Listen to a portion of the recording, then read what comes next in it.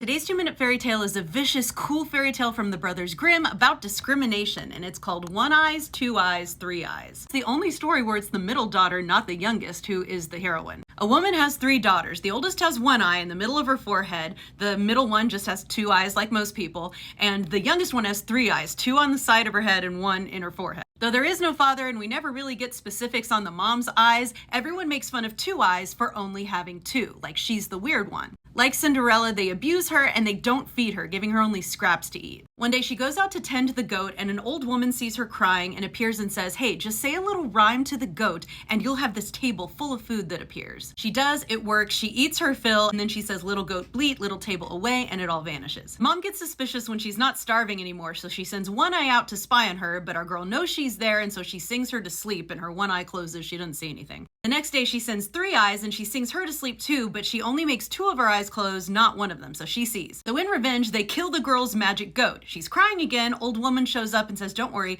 bury the goat's heart and a magic tree is gonna grow out of it." And it does. Overnight, a beautiful tree with silver and gold fruit. And it's extra magic because the mom and the 2 other sisters cannot climb it to get the fruit. Only our girl can. So they make her climb it and give them the fruit, and then they just treat her worse because they're jealous she's the only one who can get up there. One day, a handsome knight rides by. He starts asking the family about the tree, and One Eyes and Three Eyes hide 2 eyes in a casket so he can't find her. But she rolls some golden apples out. Eventually he finds her, finds out she's the one who owns the tree, and he says, "I will give you anything you want." But the girl's been made to believe that 2 eyes are bad for so long. She says, "Why are you not horrified by me and my 2 eyes?" Even though he has them too.